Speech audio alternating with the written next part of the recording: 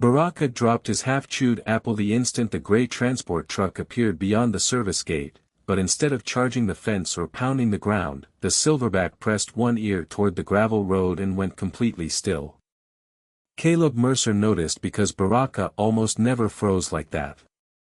The gorilla's shoulders tightened, his nostrils flared once, and then a sharp scream cut across Cedar Ridge Primate Sanctuary hard enough to send two keepers turning from the feed shed.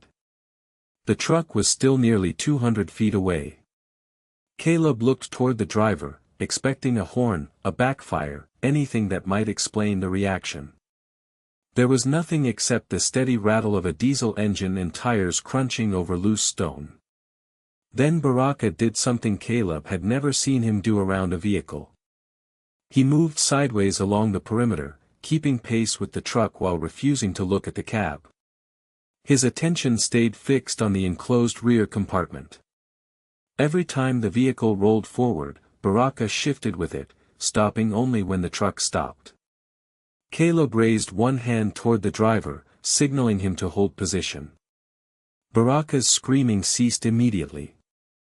For several seconds, the enclosure went quiet enough for Caleb to hear rainwater dripping from the metal roof of the nearby storage building. Then the truck moved 3 feet. Baraka screamed again. By then, Rachel Donnelly had stepped out of the veterinary annex, still wearing blue exam gloves.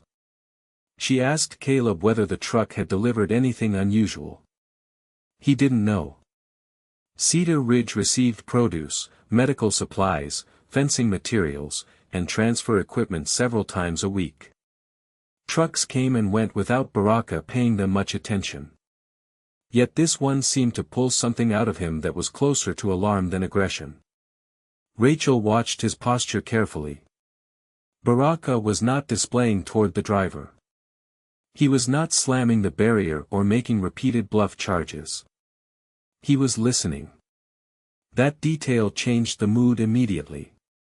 Caleb walked closer to the service road while staying outside the safety buffer around the enclosure.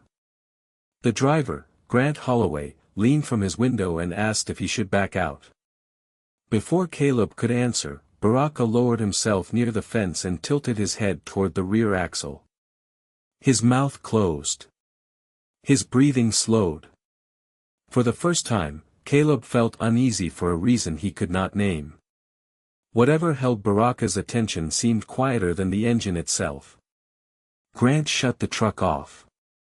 The sudden silence should have ended the reaction. Instead, Baraka moved closer to the mesh, sniffed twice, and gave a low, strained vocalization Caleb had only heard during stressful introductions between gorillas. Rachel's expression changed. She looked at the truck, then at Baraka, then back at the sealed cargo compartment.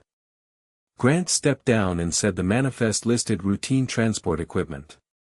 Nothing alive. Caleb almost accepted that explanation until Baraka abruptly left the fence, crossed 20 feet of grass, and climbed onto a low concrete platform that gave him a better angle toward the truck's rear ventilation panel. He stared at that single spot without moving. A keeper near the feed shed quietly mentioned that the same truck had been there 4 days earlier. Caleb turned. Baraka had screamed that day too. He remembered it now because staff had blamed construction noise from across the property. Before Caleb could ask anything else, Baraka raised his head and released another piercing call, shorter this time, followed by 3 quick grunts. Rachel walked toward the truck, stopping beside the rear door. She placed one gloved hand against the metal, listened, and frowned. "Turn the engine back on," she told Grant. He did. Diesel vibration filled the road again. Rachel kept her ear near the cargo wall for several seconds, then stepped back. Baraka began moving along the fence once more. Caleb was about to tell Grant to leave the property when Rachel lifted a finger for silence. Beneath the engine, beneath the rain tapping softly against the truck roof, something came from inside the sealed compartment. It was so faint Caleb nearly missed it. Baraka did not. He rushed to the far corner of the enclosure and screamed toward the rear door as Rachel reached for the latch. Rachel's hand stopped inches from the latch when Baraka made a softer sound behind her, not the sharp call from before, but a low breathy murmur that seemed almost swallowed by the rain. Caleb turned toward the enclosure and saw him sitting now, one hand curled around the edge of the concrete platform, the other resting against his chest. The change was so abrupt that it unsettled Caleb more than the screaming had. Baraka usually lost interest quickly when staff stepped away from his space, especially near feeding time, yet he ignored the apple still lying in the wet grass and kept his eyes on the truck. Rachel stepped back from the door. Sanctuary rules required a second staff member before opening any sealed transport compartment, so she radioed the veterinary annex and asked for assistance without explaining why. While they waited, Caleb moved toward the keeper station and returned with a shallow metal pan containing Baraka's afternoon vegetables. Normally the sight of romaine, sweet potato, and a few grapes was enough to bring him over at an easy, deliberate pace. This time he barely glanced at it. Caleb set the pan down near the feeding slot. Baraka approached, picked up a grape between two fingers, rolled it slowly across his palm, and then placed it back in the pan untouched. Caleb had seen him reject food before, but not like that. Baraka was not pacing now. He was waiting. A minute later, rainwater began collecting in a hollow rubber enrichment ball near the fence. Baraka usually turned it over whenever it filled, tipping the water onto the ground before carrying it beneath the covered platform. Instead, he left it where it was. His attention shifted only when the truck's rear suspension gave a faint metallic creak. His head lifted immediately. Caleb noticed that Rachel heard it too.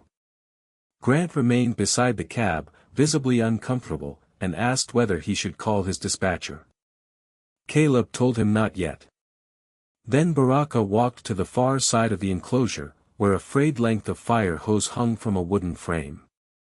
He touched it once, almost absent-mindedly, then sat beneath it with his back against a post. That was one of his quiet places. Caleb had often seen him there after visitors left, stripping bark from small branches or arranging pieces of straw into a loose pile before settling down. Today he did none of that. He simply watched the truck through the rain. When assistant veterinarian Monica Reeves arrived, Baraka shifted forward before she even reached Rachel. Monica carried a stethoscope, a flashlight, and a small portable scanner in a canvas medical bag. She asked what they were dealing with. Rachel only said they had heard something unusual and wanted to inspect the compartment according to protocol. Baraka stood again as Monica approached the rear door. He did not scream. Instead, he made two short grunts and pressed his fingertips against the lower section of the fence. Monica paused. "Has he been doing that the whole time?" she asked. Caleb said no. That was new. Rachel crouched beside the truck without touching the latch and shined her flashlight beneath the chassis. Mud, rainwater, and bits of gravel clung to the frame. Nothing obvious. Then she moved the beam across the bottom edge of the rear door. Baraka followed the light with his eyes, not Rachel. Caleb felt a strange heaviness settle over the group. Even Grant stopped talking. The sanctuary around them continued as usual, distant carts moving between buildings, a radio crackling somewhere near the maintenance shed, water running from a gutter. Baraka seemed separated from all of it. His entire world had narrowed to that sealed compartment. Monica stepped closer and pressed the side of her stethoscope against the metal panel. For several seconds she heard only the vibration of rain. Then her expression changed. She lifted the instrument, repositioned it lower, and listened again. Baraka moved to the fence at the exact same moment. Monica slowly looked at Rachel. "There is something in there," she said, "but I cannot tell what." Before anyone answered, a faint sound came from inside the truck again, followed by a light scrape against the inner wall. Baraka lowered his head and answered with a quiet call Caleb had never heard from him before. The quiet call did not repeat. Instead, Baraka moved away from the fence and began collecting small pieces of dry straw from beneath the shelter roof, carrying them one at a time toward the corner closest to the truck. Caleb watched him build a loose pile against the ground, not enough to be a nest and not in the place where he usually rested. Rachel noticed it too. "Has he ever done that there?" she asked. Caleb shook his head. Baraka added 2 more handfuls, then stopped as if the task had served some purpose only he understood.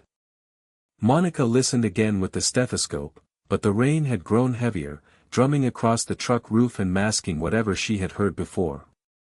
Grant suggested moving the vehicle under the covered inspection bay near the veterinary building. The idea was reasonable, but the moment he opened the cab door, Baraka abandoned the straw pile and crossed the enclosure quickly. He did not vocalize. He reached the fence, crouched low, and tapped the ground twice with his knuckles while watching the rear wheels begin to turn. Grant stopped. Baraka stopped. Caleb looked at Rachel. Until then, they had assumed the animal was reacting to something inside the cargo area. Now the timing made it look as though the movement of the truck itself mattered.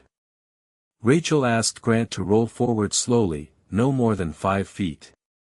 Baraka shifted diagonally rather than following the vehicle in a straight line, placing himself near the far corner of the enclosure where the service road curved toward the inspection bay. Caleb realized he was not tracking the cab or even the rear door anymore. He seemed to be anticipating where the truck would go next.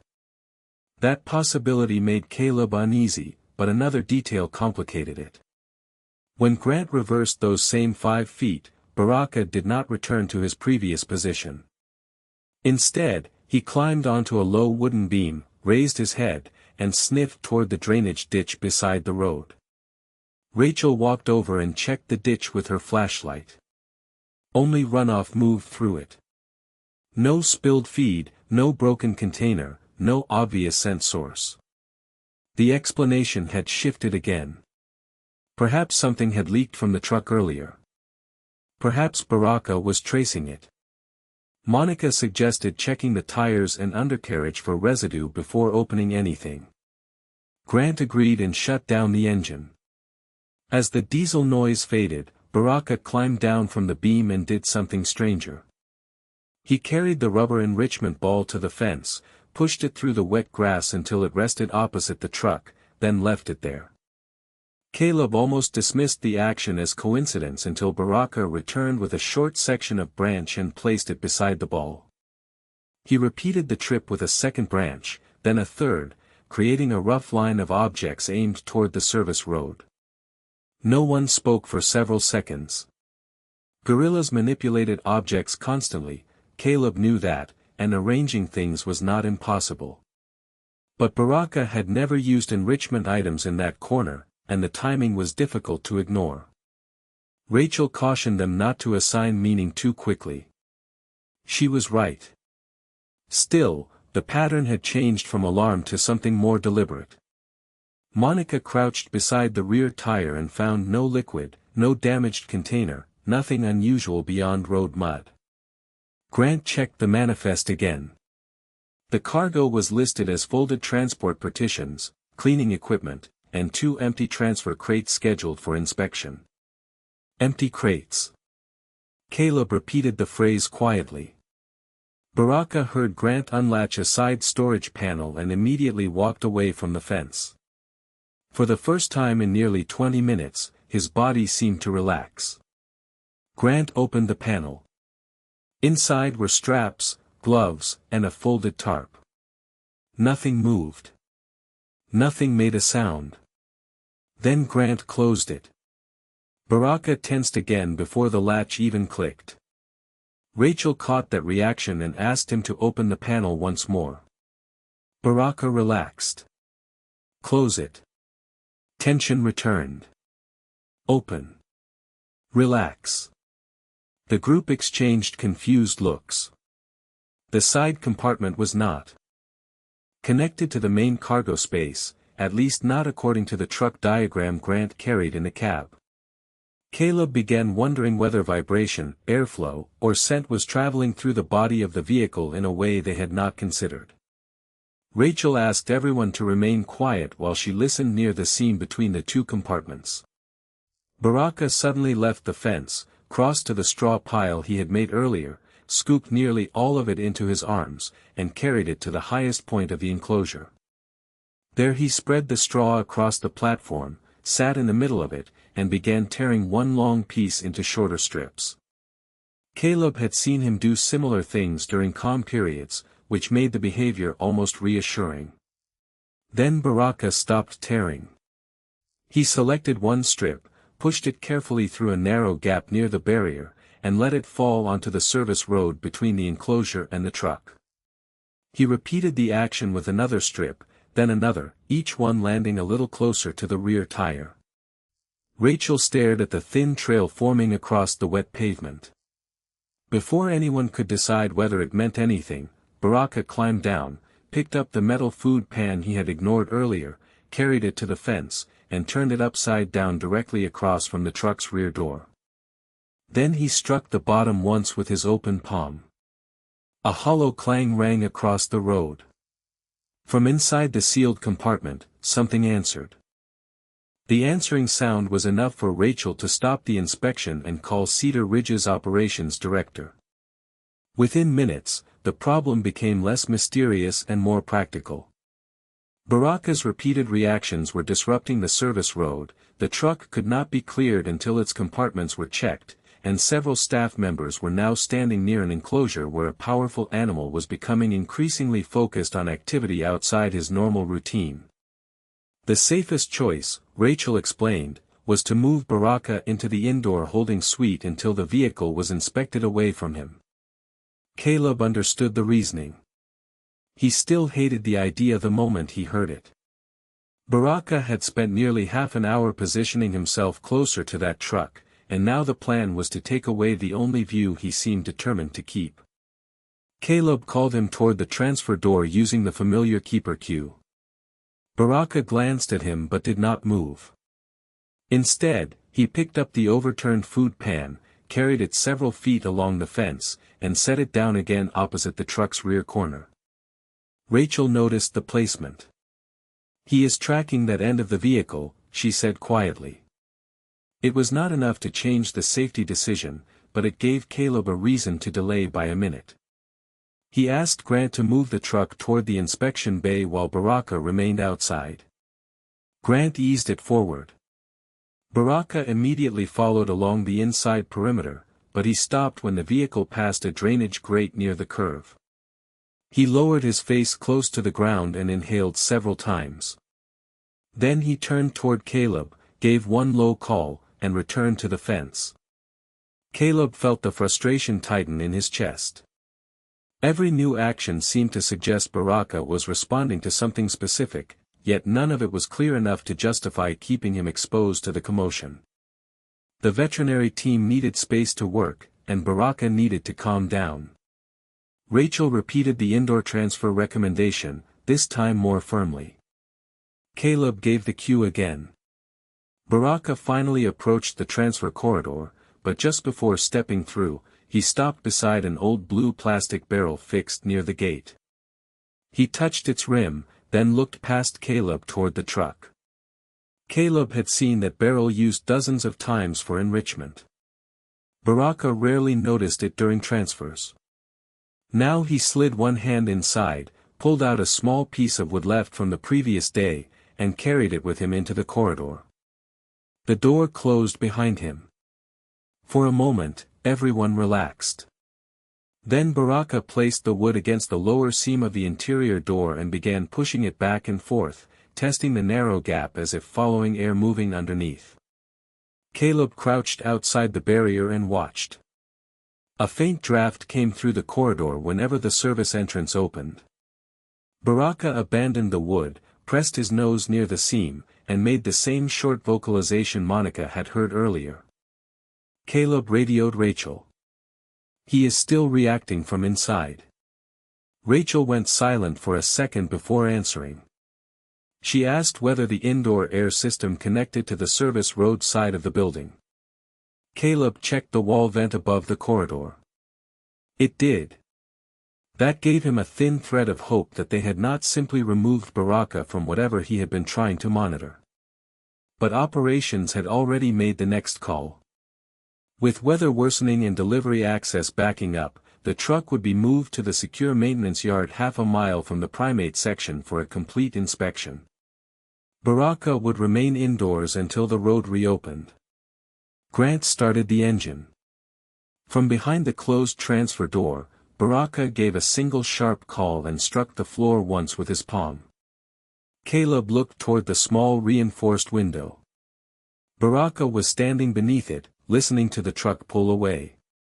Then he lifted the piece of wood, carried it to the opposite side of the room where the ventilation duct entered, and sat directly beneath the vent. The truck disappeared around the bend. Baraka stayed there, motionless except for his nostrils moving with each breath. Rachel's radio crackled from the road. Caleb, operations has confirmed it. We are relocating the truck now, and Baraka stays inside until tomorrow morning. The decision was final. By late afternoon, the maintenance yard had become quieter than the primate section, but the truck still sat under the covered inspection bay with its rear doors sealed. Rachel asked the facilities team to leave everything exactly as it was until she could compare the cargo space with the paperwork. Grant handed over the manifest, then stepped aside while she and Monica worked through the list line by line. The first surprise was small. One of the two transfer crates listed as empty was secured farther forward than the loading diagram showed. That did not mean anything by itself. Loads shifted. Crews sometimes strapped equipment where it fit. But when Monica checked the floor beneath it, she found a strip of fresh moisture running toward the ventilation channel. Rachel touched it with a gloved finger and smelled nothing unusual. It could have been rain tracked in during loading. Still, the placement of the crate no longer looked random. She asked Grant when the truck had last been washed. He checked his log. 3 days earlier. The dates did not match the muddy streaks dried along the inner wheel well, which meant the truck had likely been somewhere off pavement after the wash. Again, there were ordinary explanations. Rural transfer roads, gravel lots, service lanes. Yet the mud contained pale fibers caught near a drain opening, almost like shredded bedding. Monica collected a few with forceps and sealed them in a sample bag. Could be packing material, she said. Rachel agreed, but neither woman sounded convinced. Back at the primate building, Caleb was having his own difficulty. Baraka had finally moved away from the ventilation duct, but he did not return to his normal resting area. He carried the short piece of wood across the indoor room, set it beside the water basin, and then traced the walls slowly with his knuckles until he reached the corner closest to the exterior road. He stopped there and listened. The truck was already half a mile away. Whatever Baraka had been reacting to should have faded. Instead, when a utility cart passed outside, he ignored it completely. A delivery van followed 5 minutes later. No reaction. Caleb began to rule out general engine noise almost entirely. Then Baraka pressed his nose near the lower air return and gave a single breathy grunt. Caleb checked the vent cover and noticed something he had missed earlier. A faint earthy odor was moving through the system, barely detectable beneath disinfectant and damp concrete. He radioed Rachel, who asked him to describe it. Caleb could not. It was not food, fuel, or cleaning solution. By the time Rachel returned to the truck, Monica had finished examining the side storage panel that had changed Baraka's behavior earlier. The compartment itself contained nothing unexpected, but opening it altered the airflow through a narrow service cavity running beside the cargo wall. A facilities technician demonstrated by holding a thin paper strip near the seam. With the panel closed, air was drawn toward the rear vents. With it open, the flow weakened. That explained why Baraka had relaxed when Grant opened the panel, but it raised a larger question. Whatever scent or sound had reached him might have been carried through the truck body rather than coming directly through the rear door. Rachel asked to see the route records. Grant pulled up the last 6 entries on his tablet. 3 were routine supply runs. 2 involved equipment pickup. 1 had been corrected manually after dispatch because the destination changed. The correction was ordinary enough, but the mileage was 11 miles longer than the revised route required. Grant frowned at the number. He said drivers occasionally detoured around road construction, though he did not remember doing so that day. Monica compared the timestamp with the day Baraka first reacted. It matched. Still, no one had enough to draw a conclusion. Rachel returned to the rear compartment and finally authorized opening only the exterior ventilation access, not the cargo doors. The technician removed 4 screws from a small metal grill near the lower corner. Dust and bits of straw had collected behind it. Nothing unusual at first. Then Monica aimed her flashlight deeper into the narrow channel and saw a tiny object caught against the mesh. She reached in with forceps and pulled it free. Resting between the tips was a single coarse black hair, several inches long, with a pale strand of dried bedding twisted around its base. The hair changed the inspection from a question about equipment into something Rachel could no longer treat as routine. She did not guess what it belonged to. Instead, she sealed it, photographed the vent, and asked Monica to bring the truck's cargo records and the portable carbon dioxide monitor from the veterinary unit. When they finally opened the rear doors under controlled conditions, the first thing Rachel noticed was not movement. It was the air. The compartment felt warmer than the loading bay, with a faint mix of damp straw, old fruit, and animal musk trapped beneath the smell of rubber flooring. The supposedly empty transfer crate sat strapped near the front wall. Its solid side panels explained why nothing had been visible from outside. Monica checked the ventilation slots and found 2 partly blocked by bedding that had shifted during transport. Then a quiet rasp came from inside. Rachel froze, not from fear, but recognition. It was the same thin sound she had barely heard beside the service road. She moved closer and crouched without touching the crate. Through a narrow opening near the floor, 2 dark fingers curled briefly around the inner edge and disappeared. No one spoke. Grant stared at the paperwork in his hands as though reading it again might change what they had just seen. Rachel immediately contacted the sanctuary's animal care director and requested an emergency transfer team. When the crate was opened according to protocol, the truth became clear. Inside was a young gorilla, exhausted, dehydrated, and breathing with difficulty, but responsive. The animal had been scheduled for transfer between licensed facilities, yet a dispatch update had separated the live animal paperwork from the truck's revised manifest. The crate had been loaded during a route change, then incorrectly recorded as empty equipment when the vehicle was reassigned. The extra 11 miles, the fresh bedding fibers, the moisture beneath the crate, even the airflow through the side panel all fit together. No hidden criminal plan. No villain. A chain of paperwork and routing errors had left a living animal where everyone believed there was only equipment. Rachel looked toward the ventilation channel and understood the rest. Baraka had never been reacting to the driver, the diesel engine, or the truck itself. The juvenile scent had been pulled through the rear vents whenever the side panel was closed. Its weak calls and breathing had traveled through the metal body, almost impossible for people to separate from engine noise and rain. But Baraka had heard enough. The empty truck test made sense now. So did the way he tracked the rear compartment instead of the cab.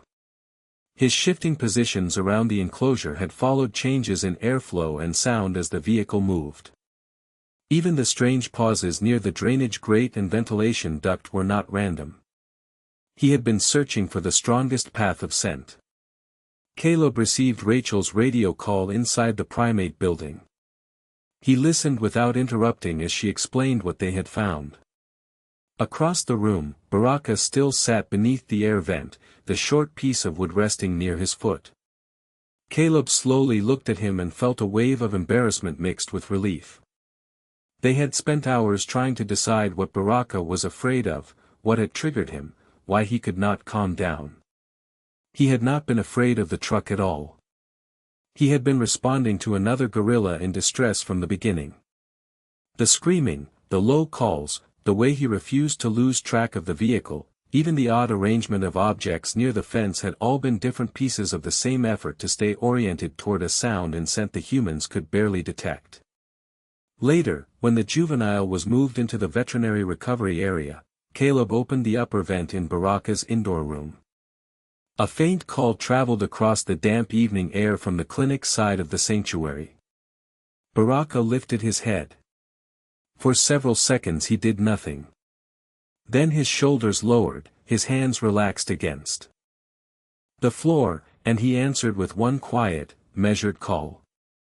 Caleb stood outside the door listening as the building became still. Caleb remained outside the indoor room long after the radio went quiet, one hand resting against the cool metal frame of the door. Baraka had settled near the vent, not sleeping, not restless, simply listening. The small piece of wood he had carried earlier lay beside his foot. Caleb looked at it differently now. A few hours before, it had seemed like another odd behavior to document. Now it felt like evidence of how badly they had misunderstood him. Caleb lowered his eyes and whispered, "We should have listened sooner." Baraka did not look toward him. A faint sound from the veterinary building carried through the evening air, and his attention shifted immediately to the vent. In the recovery room across the sanctuary, Rachel sat beside the juvenile's enclosure while fluids ran slowly through a monitored line. The young gorilla was alert enough to pull a folded piece of straw toward itself, then let it fall. Rachel watched that tiny movement and finally released the breath she had been holding for most of the afternoon. Monica stood beside her with the corrected paperwork in one hand. She folded it once, then again, until the pages became a small square. Neither of them needed to say what the mistake could have cost. The juvenile made another quiet vocalization. Seconds later, from across the grounds, Baraka answered. Rachel looked toward the open clinic window. "He can still hear him," she said. Monica nodded, but her eyes stayed on the young gorilla. Back in the primate building, Caleb noticed Baraka's posture soften every time the distant call returned. There was no dramatic display, no frantic movement. Baraka simply shifted closer to the vent and rested one forearm across his knee. Caleb had spent years learning the difference between agitation, curiosity, caution, and calm in the animals under his care. What he saw now was something quieter. Baraka no longer seemed to be searching. He seemed to know where the sound was. That realization made Caleb sit down on the concrete outside the barrier rather than leave. He stayed there without speaking, sharing the silence. Later, Grant returned from the maintenance yard to give Rachel his written statement. He stopped outside the recovery room when he saw the juvenile resting beneath a clean blanket of straw. For a moment, he did not enter. He removed his baseball cap, turned it slowly in both hands, and stared at the floor. "I drove that truck twice this week," he said. Rachel did not blame him. The routing system had shown the compartment as empty. Grant swallowed and looked through the observation glass. "He was in there, and I had no idea." Rachel placed the folded manifest on the counter between them. "None of us did." Then another distant call came from Baraka's building. Grant lifted his head. It was the first time he had heard the sound without diesel noise around it. The young gorilla stirred and answered. Grant pressed his lips together and looked away for a second. Near sunset, Caleb brought Baraka his evening food. This time Baraka approached the tray. He selected a piece of sweet potato, held it briefly, then ate. Caleb smiled without meaning to. It was such an ordinary action that it struck him harder than any dramatic moment could have. Baraka picked up a second piece, then carried it beneath the vent before settling down again. Caleb leaned against the wall and watched him eat in the fading light. No one had trained Baraka to alert staff. No one had asked him to keep track of the truck. He had simply responded, again and again, to something the people around him could not perceive clearly enough. Before leaving, Caleb noticed the small piece of wood still beside the vent. He almost reached for it to clear the room, then stopped. He left it exactly where Baraka had placed it. Across the sanctuary, the juvenile gave one last soft call. Baraka paused with the sweet potato in his hand, listened, and answered once. Caleb closed his eyes for just a moment, then quietly switched off the hallway light. By the next afternoon, Baraka had returned to the outdoor enclosure, but something about his routine had changed. He still crossed the grass at his usual unhurried pace and still stopped near the same low platform, yet he no longer reacted to every sound from the service road. A produce van passed. He barely looked up. A maintenance cart followed. Nothing. Caleb stood near the keeper station with a clipboard he was not really using, watching for signs that the previous day had left Baraka unsettled. Instead, Baraka picked up the rubber enrichment ball, tipped out the rainwater, and carried it back beneath the shelter as if restoring the world to its proper order. Later that morning, Rachel brought an update from the veterinary building. The juvenile was drinking on his own and had begun responding to simple feeding cues. She did not bring him anywhere near Baraka. The care team wanted recovery to remain quiet and controlled. Still, when Rachel mentioned that the young gorilla had eaten several pieces of melon, Caleb glanced toward Baraka and smiled at the coincidence. Then Baraka did something small that made both of them pause. He walked to the same corner where he had arranged straw the day before, gathered the remaining pieces, and carried them back toward his normal resting area. The strange little marker of urgency was gone. The service road changed too. Operations installed a new live animal verification step that required the driver, dispatcher, and receiving staff member to confirm every occupied crate before a vehicle entered or left the property. Grant was there for the first test. He stood beside a tablet while Monica read each line aloud, then physically checked the cargo compartment before signing. When he finished, he looked toward Baraka's enclosure in the distance. "I am never trusting one screen again," he said quietly. No one turned it into a speech. Rachel just handed him the stylus and moved to the next item. Baraka, meanwhile, had discovered that the upper vent from his indoor room carried occasional sounds from the clinic side of the sanctuary. He did not sit beneath it constantly anymore. He would pass by, pause for a second, and continue on. But once, near dusk, a faint juvenile call drifted across the grounds. Baraka stopped in the doorway between the indoor and outdoor sections. His head lifted. A soft reply came from him, brief and low. Then he walked outside and resumed pulling leaves from a branch. Caleb wrote nothing down. He simply watched. 3 days later, the young gorilla was strong enough to spend time in a quiet recovery yard attached to the veterinary wing. The yards were separated by distance, buildings, and multiple barriers, so there was no direct contact. Yet the air was clear that morning, and sound carried farther than usual. Rachel stood with Monica near the clinic fence when the juvenile climbed onto a low platform and began exploring a bundle of browse. From across the sanctuary came one deep call. The juvenile froze, listened, and answered. Rachel lowered her coffee cup without taking a sip. Monica looked toward the tree line. Neither woman said anything for several seconds.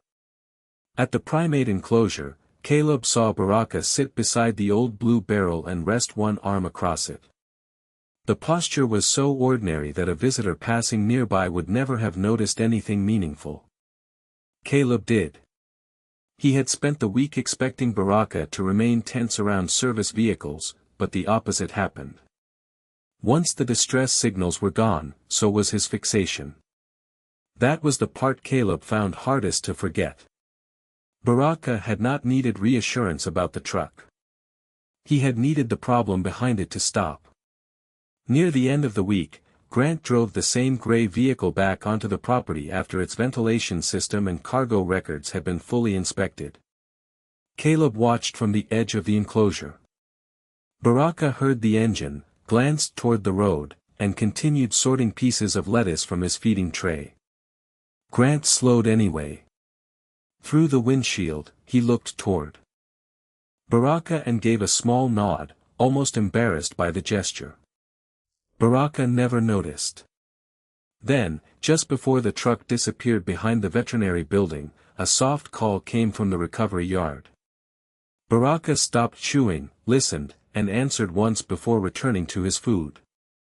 A week later, Cedar Ridge had settled back into the kind of rhythm that made the strange afternoon feel farther away than it really was. Feed carts rolled along the service paths, radios crackled from keeper belts, and the first cool hints of fall moved through the trees surrounding the sanctuary. Baraka spent most of his time outside again.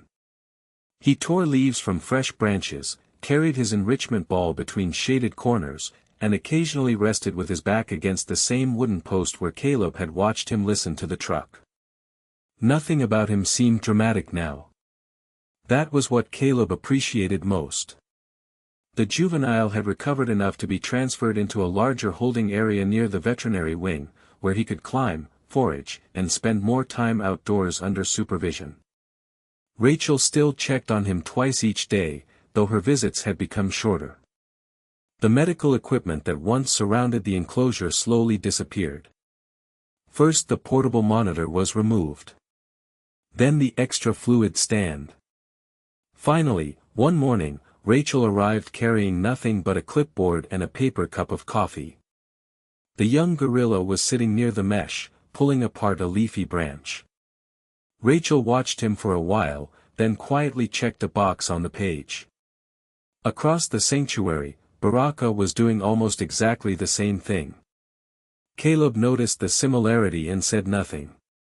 The gray truck remained part of Cedar Ridge's routine, but it no longer passed through without anyone thinking about what had happened.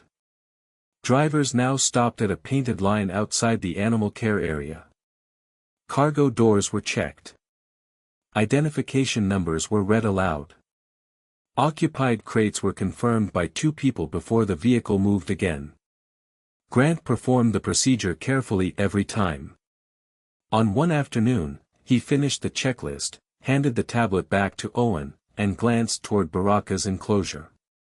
Baraka was lying in the shade with one foot resting against the blue barrel, completely uninterested in him. Grant smiled faintly. "That is probably a good sign," he said. Owen followed his gaze and answered, "Best one we have had all week." Near the end of the month, the veterinary team began preparing the juvenile for the next stage of his transfer. This time there were no hurried route changes and no missing lines on a screen. Rachel personally checked every document. Monica inspected the ventilation system. Grant walked around the replacement vehicle twice before anyone loaded a thing. Caleb stood near the service gate with his hands in his jacket pockets. He had no official reason to be there. He simply wanted to see the process completed properly. Before the vehicle departed, a soft call came from the recovery yard. Baraka was several hundred feet away, partly hidden by tall grass near the back of his enclosure. He lifted his head. The sanctuary seemed to quiet around that small movement. Then Baraka gave one low reply. The juvenile answered once more.